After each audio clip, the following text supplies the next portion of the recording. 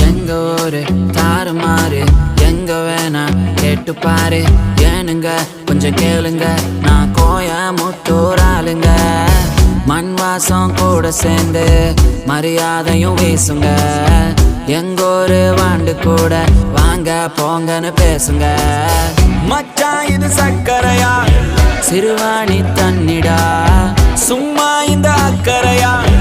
எங்காலுங்க கொண